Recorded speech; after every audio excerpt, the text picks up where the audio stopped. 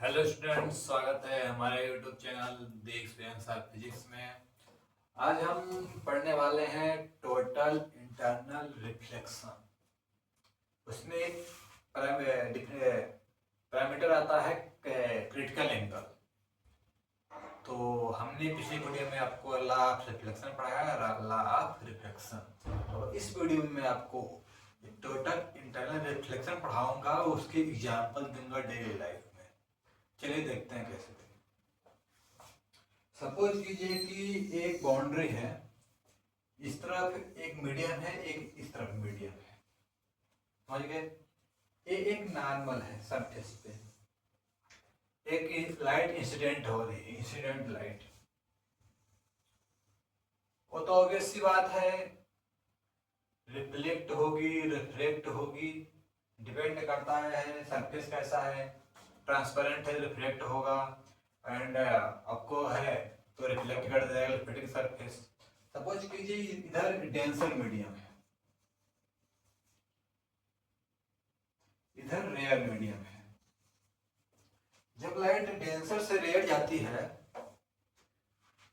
तो light normal से दूर हट जाती है।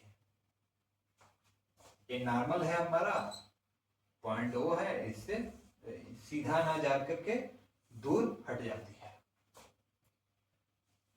तो सपोज कीजिए कि ये नॉर्मल के साथ जो इंसिडेंट रे का एंगल है वो आई है, ठीक है। तो अगर हम जैसे जैसे मान लीजिए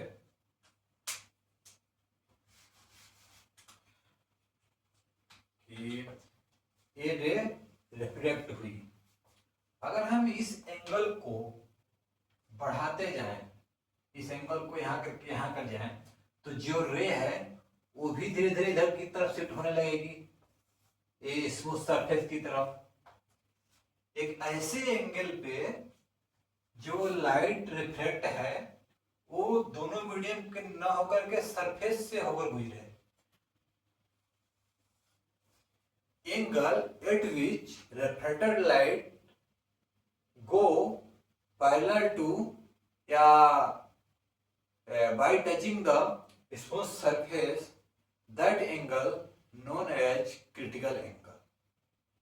अगर हम इस एंगल को मान लें, सपोज आई एंगल है, स्टार्टिंग में रिफ्लेक्ट हुई, अगर हम इस एंगल को बढ़ाते जाएं तो लाइट रिफ्लेक्ट होकर इसके ओर नहीं बढ़ते जाएगी। तो इसका मतलब जो नॉर्मल के साथ रिफ्लेक्टेड एंगल, रिफ्लेक्टेड लाइट का जो एंगल है, जो उसका 90 डिग्री हो जाए। Angle at which reflected ray make angle with normal at each 90 degree. तो जो R की वैल्यू हो जाएगी 90 डिग्री हो जाएगी, मतलब कि उस एंगल पे जो हमारा जो रिफ्लेक्टेड एंगल है 90 डिग्री के बराबर हो जाए, तो जो इंसिडेंट एंगल होता है उसे क्रिटिकल एंगल कहते हैं। समझ में आ गया? ठीक है। अगर हम इस इंसिडेंट एंगल को, जो क्रिटिकल एंगल है, अगर जो इंसिडेंट एंगल है अगर हम क्रिटिकल एंगल से ज्यादा पे इंसिडेंट करा देते हैं, सपोज कीजिए ये मेरा क्रिटिकल एंगल है, तो लाइट हमारी ऐसे चली जा रही है, 90 डिग्री का एंगल बना रही है नॉर्मल के साथ। अगर हम इसके क्रिटिकल एंगल को और ज्यादा बढ़ा दें तो हमारी जो लाइट है दूसरे मीडियम में न जाकर, इस सरफेस से न जाकर के अपने वापिस उसी मीडियम में लौट आए।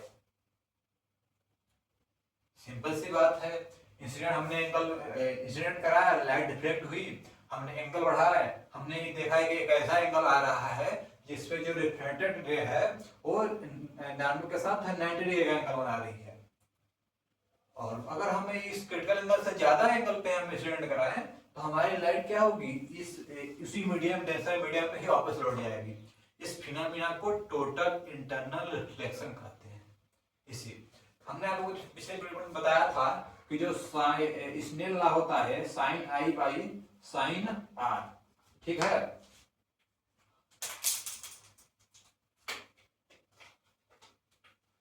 Sign i by sine r और n2 बाई n1, इस मीडियम का रिफ्लेक्टिव इंडेक्स n2 है, इस मीडियम का रिफ्लेक्टिव इंडेक्स n1 है। तो जो साइन आर का जो है एंगल है फिल्म के साथ वो 90 डिग्री हो जाएगा, और जो आई है वो आई इक्वल सी हो जाएगा। सी मतलब क्रिटिकल एंगल, जो मैंने आपको डिफिनेशन में बताई। तो साइन 90 हो जाएगा, तो साइन 90 की वैल्यू आप जानते हैं 1 ही होती है, तो साइन सी हो जाएगा n2। सपोज कीजिए कि दूसरे मीडियम का रिफ्रेक्टिव इंडेक्स 1 है, तो n1 की वैल्यू 1 नहीं, हाँ दूसरे मीडियम की रिफ्रेक्टिव इंडेक्स 1 है तो n2 की वैल्यू 1 हो जाएगी। तो n इक्वल, और पहले मीडियम का रिफ्रेक्टिव इंडेक्स मान लीजिए 1 है, तो 1 इक्वल 1 बाई साइन सी। आपने बुक में पढ़ा होगा कि 1 इक्वल 1 बाई साइन सी एक फार्मूला आता है टोटल इंटरनल रिफ्लेक्शन में। टोटल इंटरनल रिफ्लेक्शन होने के लिए शर्त होनी चाहिए कि ये जो है एक ही प्लेन में होने चाहिए, और जो इंसिडेंट एंगल है वो क्रिटिकल एंगल से ज्यादा होना चाहिए, तभी हमारा टोटल इंटरनल रिफ्लेक्शन होगा। तो ये रहा टोटल इंटरनल रिफ्लेक्शन, क्या फिनोमेना कैसे होती है, क्रिटिकल एंगल की डेफिनेशन क्या होती है। चलिए आपको मैं एग्जांपल देता हूं। आपने देखा होगा कि जो ऊंट होते हैं रेगिस्तान में, वो देखते हैं कि दूर से ही हमें पानी दिखाई दे रहा है, बट वो जब पास जाते हैं तो उन्हें लगता है यहाँ पानी है ही नहीं। उन्हें लगता है कि यहाँ पे पानी है, लेकिन वहां पे रहता नहीं है, भाग भाग के दौड़ जाते हैं, बार बार दौड़ते हैं इधर उधर, फिर प्यास बहुत ज्यादा लग जाती है। तो एक मिराज एक फिनोमिना है, एक टोटल इंटरनल रिफ्लेक्शन के थ्रू प्रूव की जाती है। और एक और एग्जांपल है एक ऑप्टिकल फाइबर, जिसमें एक इस प्रकार का होता है, इसमें कई सारी लेयर होती हैं। इसका जो रिफ्लेक्टिव इंडेक्स होता है बाहर एरिया का ज्यादा होता है, इधर कम होता है, तो लाइट डेंसर से रेयर होती है, तो रिफ्लेक्ट करके ऐसे ऐसे आगे बढ़ने जाती है, मतलब डेंसर से रेयर जाती है। टोटल इंटरनल रिफ्लेक्शन में डेंसर से रेयर में ही रे जाएगी, तो एक फिनोमेना होगा, ऐसा नहीं होगा। तो इसी अगर इधर बाहर के साइड लेयर का रिफ्लेक्टिव इंडेक्स ज्यादा है, अंदर का कम है, तो लाइट डेंसर से रेयर में जाएगी, तो टोटल इंटरनल रिफ्लेक्शन करेगी, अपने उसी मीडियम वापस आएगी, तो ऐसे करते करते करते हमारी लाइट चली जाती है।